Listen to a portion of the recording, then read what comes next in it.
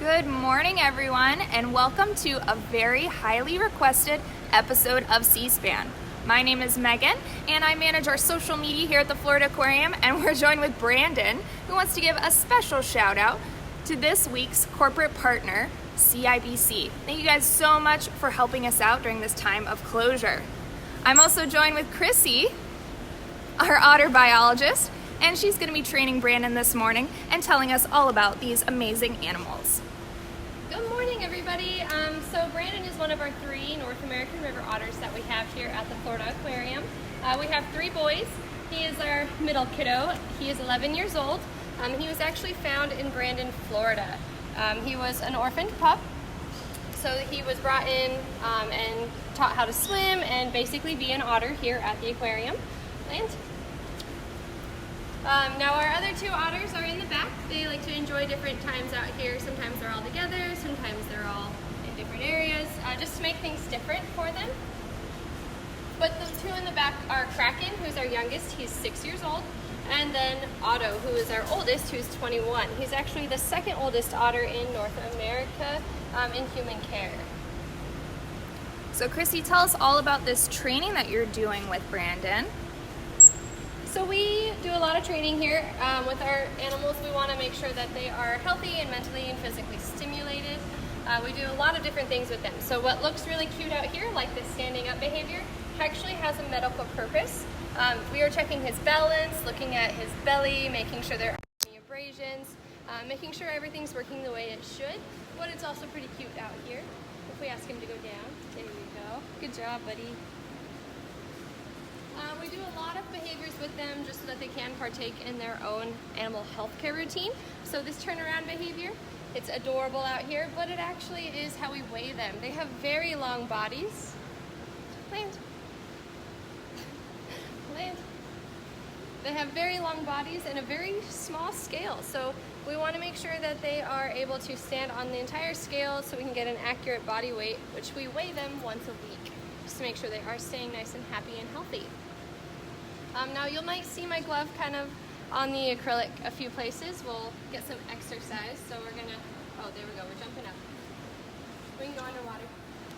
This is a target. So this is how we get them to focus on what we're doing rather than everything else going on. Here at the aquarium, especially when we're open, there are quite a few things that can be quite distracting, especially along the acrylic side here. Which is one of Brandon's favorite things. He loves to interact with guests as they're walking by. Kids usually get really excited when they see him swimming back and forth and they run with him. He gets really amped up about that. He gets pretty excited, has a lot of energy, so he does a lot of things with them. So we're going to go ahead and go down this way real quick. Yeah. They know to follow us, which is really important, especially when we are really busy. That they are following us so we can properly train them and they're not getting too distracted by all the guests when it is a training session.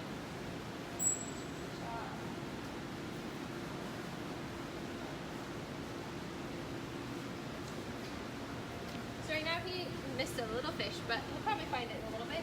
He's eating some lake smelt, which is little. These ones are pretty small, but they actually eat capelin, butterfish, trout, even eggs. There are a few different types of fish that we give them. Like I said, capelin, lake smelt, trout. They get butterfish, they get Atlantic herring. They do get different kinds of protein. Yeah.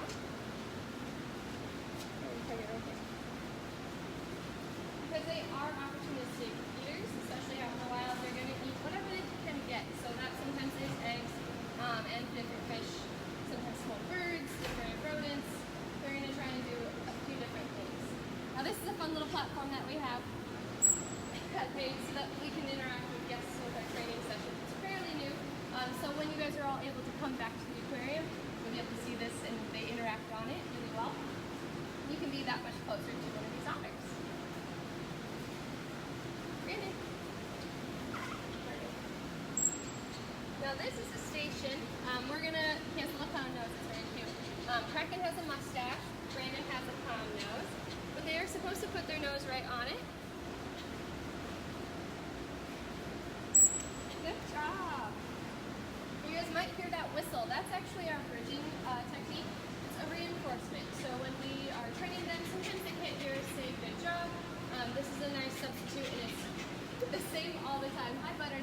She likes to pop in on all of our sessions too. She's a very curious little bird up there. But this bridge is really important because it lets them know that they did a good job and that they're going to get food here in just a second. So we're going to do a few different things with him and get some of this exercise. We're going to have him swim a bit, follow me around. You guys might see some air bubbles coming off of him. That is air trapped between the two layers of fur that they have. So they have two different layers of fur. They have an undercoat that's really soft. You can kind of see it on him, especially in this light. You can see that overcoat kind of just pointing. You can see some of the underfur poking out. When they come in the water, all of those air bubbles that are trapped between allow for them to make sure that that underlayer of fur doesn't get cold or wet. Now their pelts are very important, and that is unfortunately one of the reasons why they were almost hunted to extinction. But there has been a lot of treaties since then and a lot of effort to get this species in particular back up to least concern on the vulnerability list and the endangered species list. So unfortunately, way back when people were settling in these areas, they saw that their fur was really water resistant and really warm, which is really important in really cold areas. So a lot of people wanted it for themselves. We're gonna go up. Down. Turn around. But different legislation and hunting practices and having a regulation on hunting seasons for otters really has let the species do a bounce back. You can find them all over North America, anywhere from here in Florida to up in Canada and really far north areas that are really, really cold. They can handle quite a bit of different climates. Basically anywhere that has a nice abundance of food and fresh water, they're going to make themselves comfortable. Good job.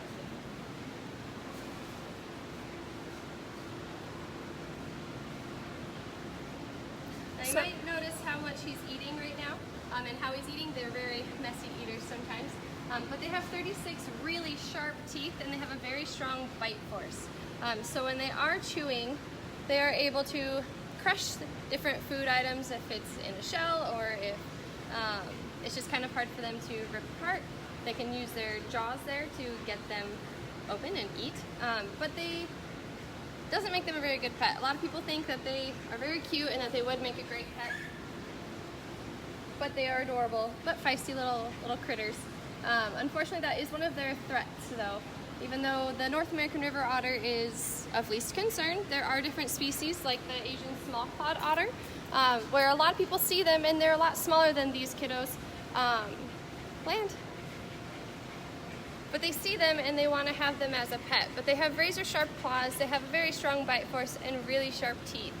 So you wouldn't want them as a pet. Plus, they smell really, really bad. So if you guys see any ads for different otters for sale for pets, just know that that is in fact endangering them even further, and you don't want that. So reporting that is the best way you can help them. And also cutting back on pollution and whatnot, just to make sure that they are staying nice and healthy in their habitats, so they have an abundance of food and they can continue to thrive. Brandon, up. All right, so we have a question from Nora.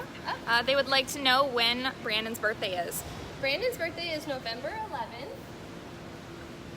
And then Otto's is, we celebrate it on February 1st. And Kraken's is February 15th.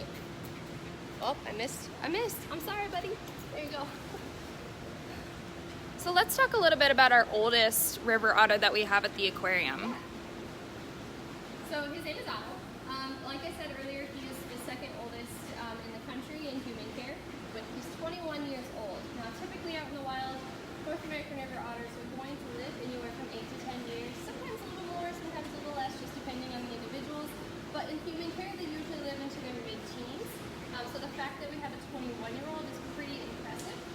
With him, he moves a little bit slower. He's got some cataracts because that comes with old age.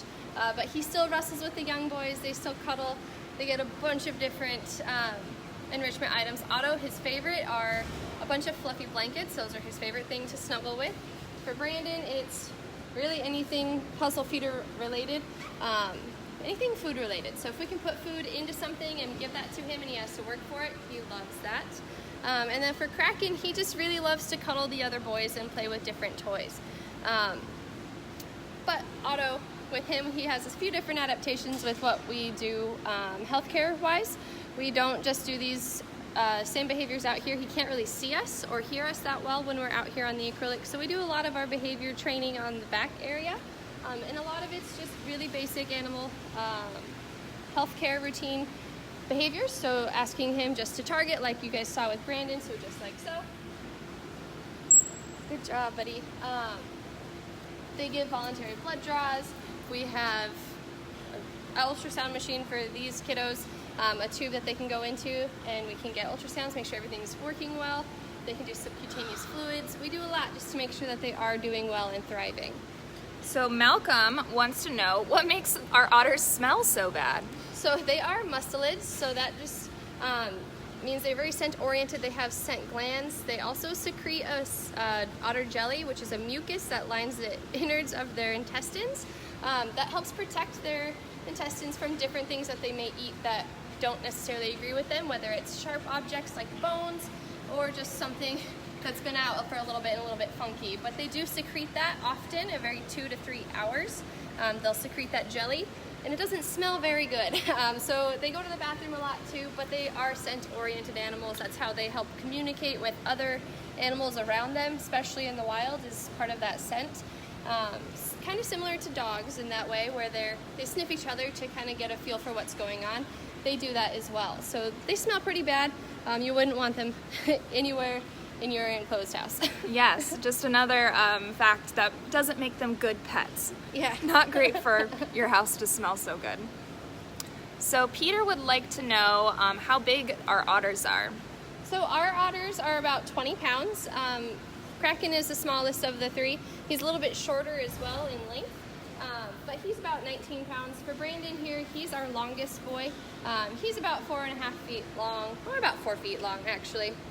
But he's right around that 20-pound mark. Otto is about very similar in size.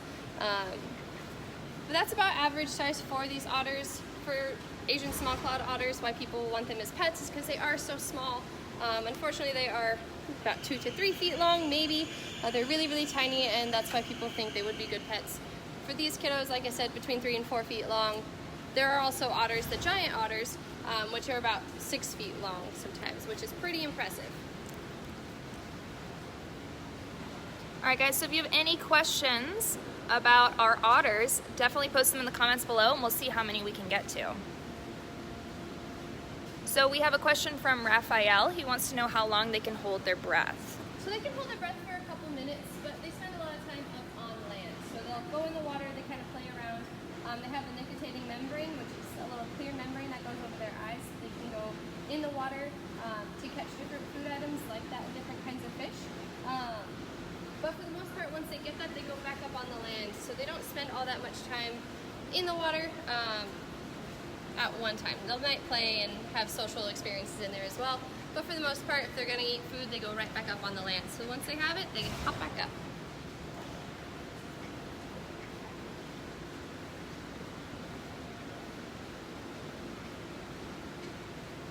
Brandon.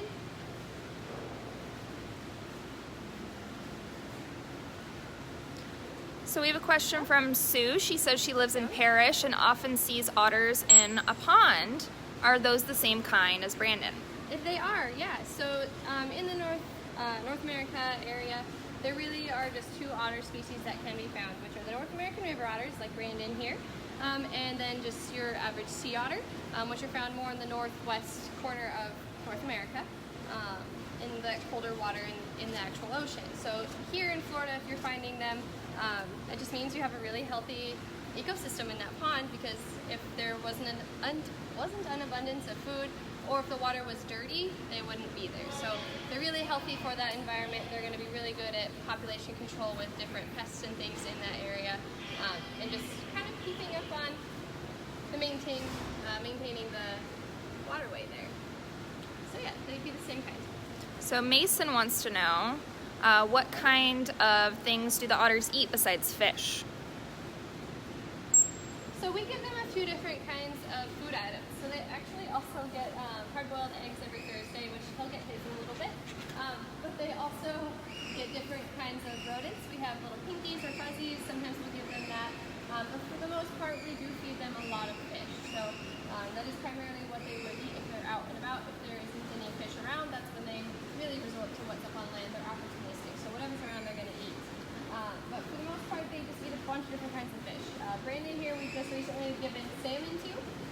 Brandon and Otto love it. Kraken doesn't know what to do with it yet. But we like to give them a nice variety of fish that they wouldn't be able to eat throughout the entire country.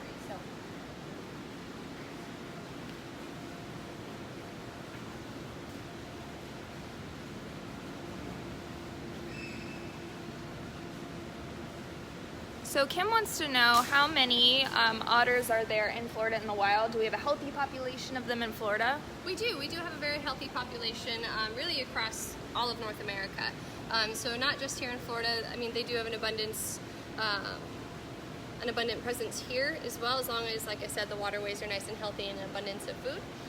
But for throughout all of North America, they're doing really well. They are of least concern on that endangered species list. There's a plethora of them. They're thriving. They're doing well.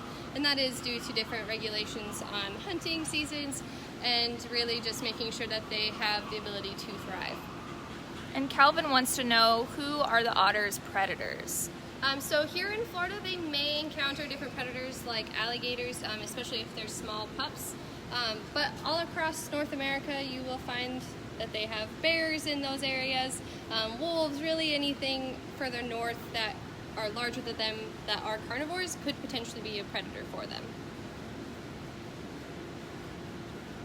So Sadie wants to know, how do these guys keep warm?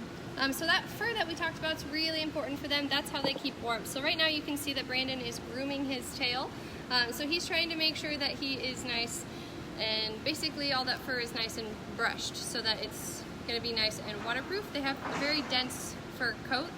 They have two different layers of fur essentially. So they have an under fur, which is that lighter fur kind of poking through. He just went in the den. But on top of it, they have that nice sleek waterproof layer that is just their guard hair.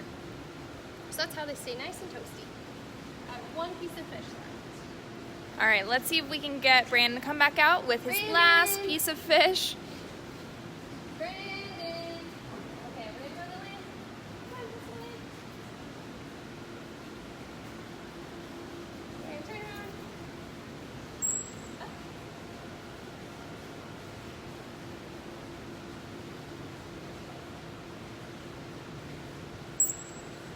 Good job, buddy. All the splashes.